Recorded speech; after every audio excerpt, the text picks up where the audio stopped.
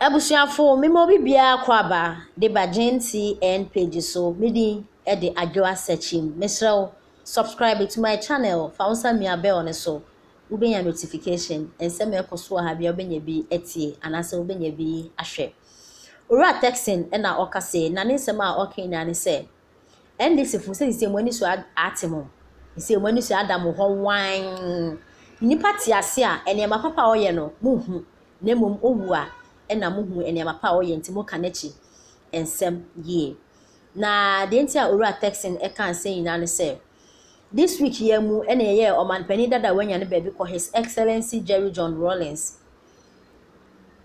neyi na any radio stations na TV stations obia ebo papa nan aba so esane ne mapa obeye de ebo a oman Ghana nti na no na Otek FM dwumede ba to the dwabrem so omo discussion efa oman pani dada ne mapa obeye ewo Ghana ha na no na ora texting de etudwa na o kire se sisi ndc fo mu futufu paa ne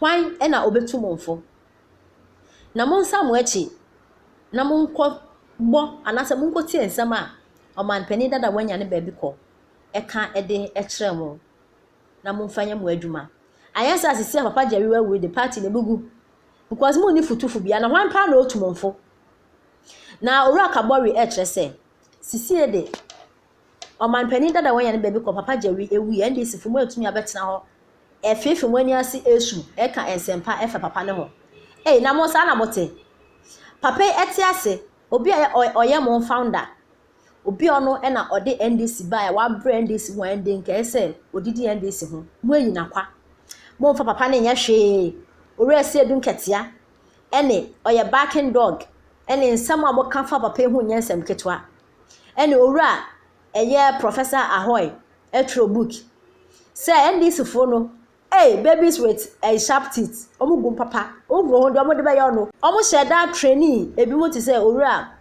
fosu kwache mo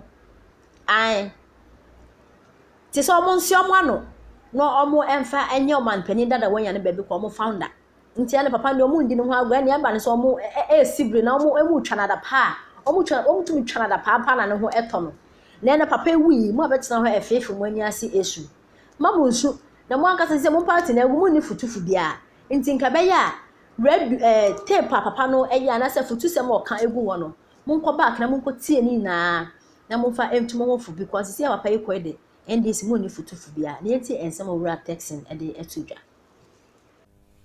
olusu elections ndc lusu elections other military leaders in Africa edit rooms they are not going to hand over abram call for a due election period and all that.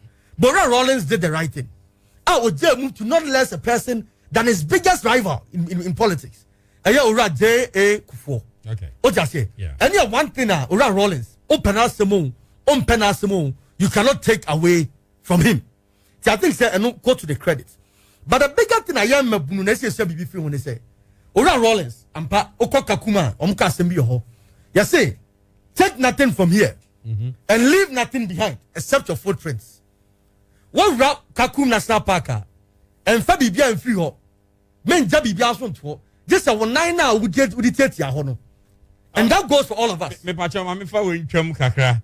Menim efrida amampanyi etoye no. Se watia ababa bia ni din na me kyerɛ to ha me mehwɛ. Ababa bia ni din apie se oye Rawlings ba. Ya wenya mfisia edionum mienu no. Also 52 years. Na amanfo started calculating on the Rawlings age. And now kwa ye na say, say David da mo mani ngram. Na kwanya security for efa so preventing oba no. Me the video no at Facebook ho. Me dia no so akam ho. Anti mo nko na mo nko bomani akon kama. I think that it is an easy thing for everybody to resolve. Kana ya nyamba papa no bro be boy at least 73. What if him 52 ni man 21 years. It is possible. Abraham 21 years. Possible say BB says. Possible say BB sounds NCA. Is it because now it's so anything now? Let me say, I say definitely. You na go school. You want school man na you now for be a girl. Then na yes free nyama obey no. And the political party being it NDC no. What are they learning from Papa no nyama no standing for? Papa no stood for probity, transparency and accountability. NDC as it is now no. Why the bit my cartel say NDC need be a dream probity transparency and accountability? Why?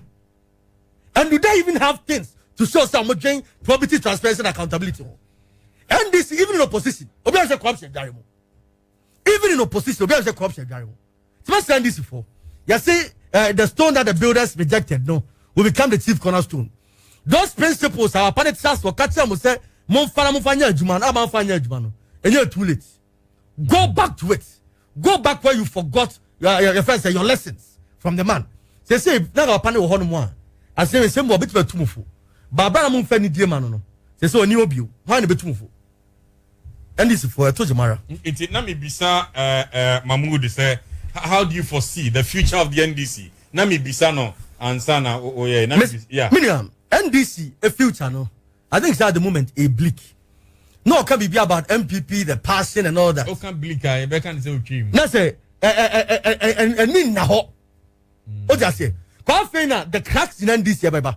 I've no mother share, you say, Sana, who know? Maybe the fancy block. I hope if one tries to be the godfathers of NDC.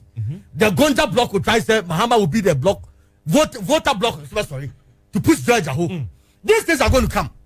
What else? I'm not about problem number. Still of good, of your friends, good governance. So Rawlings, never for good governance, you know. But sister, or come was me break. But we share the trajectory of Rawlings governance now. It appears at a point that vision, no, was aborted. It appears that the vision was aborted, even if not by Rawlings. Nenko for do mutwa no hia no aborted that vision no. O just say that is why at a point na eye Rawlings that we twa no ho beka say NDC as a political party on the give it birth to no political party corrupt. They make that make say because this is a person who killed people for less. Say who schedule accounts mu 5,000 cedis maybe me say offer eja usu ka kala bule ho asem kwa fast bunko for krom be wie na NDC mpanyufo no krono a omobo na so say the Rawlings abonko for ho no. In the same NDC for and like I say if they belong to Rawlings ideas no they love Rawlings. The question is why couldn't you cherish him when he was alive? At a point na NDC enko for ya NDC for mum ya. Rawlings had a chance to cause of among babunu be babies with sharp teeth. Because most of them didn't attempt. Ora see dun katia katia Rawlings say we're backing dog.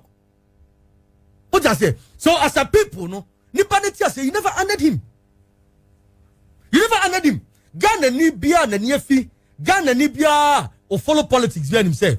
In the last bare 4 or 5 years, even if he brought Mahama be president, all the way to Abra Rawlings and free me. Now NDC, money Rawlings, what's that wrong maso? This is the background kind of crap. What just say? It's a message. I did a message saying your Ben say, young Rawlings are bravo. Niam picking some good things from it. But in also doing that, we shouldn't be hypocrites. What you say? Send the panetias, Dr. Cash. What you say? Michelle Benchao. Michelle Mibubu and Itier. Miria, Dr. Cash. Nameto is after New Year. Monsieur have the Mekan Wasempa. And two baby, let our A be A and our B be B. What you say? That thing say NDC for the more leadership, current leadership, more Ora Mahama, former leader. Only Ora Rawlings. Oman Dili Niye. Ebio, Rawlings had a legacy, so Olivier. Those are things you cannot take away from him. Maybe I may say, you see, the Fourth Republic, no, started with him. Okay, before we can say the crowd, now I bring to you the message about Mensa Saba, not interested. Also, in this, if we said the na Papa Tiasiana, I said, no, money, fine, be no money, fine. It was all in Czechoslovakia, honorable and so watch it, and the honorable Nana Kwame, as Samoa Boatin, Amansie Central DC. Okay. But say the NDC for no multimedia speaking notes. Say Uncle Chama Rawlings. One reading a year at a Kwamna Hoy book no. Professor Hoy book no. Yeah. I say, I'm for man who could have told fellows of Uzukwati. They train them for that purpose. Some upon this will take him to the cleaners. And you do a Munya some will pretend no. You see the legacy of a year Ora Rawlings. But when they say or allow for the Fourth Republican dispensation to begin. But Fourth Republican dispensation, we read the history now. And I say 50 years in the bayou. To some extent, the House of Rawlings was forced as an order to say a transition into a democracy. And then omunya movement for freedom and justice. Do baby and go for the pressure better Ghana so say Ghana ye amam ye kabimam kabi amamuntu. What you say? Yeah. But that said and done, no, it started with him.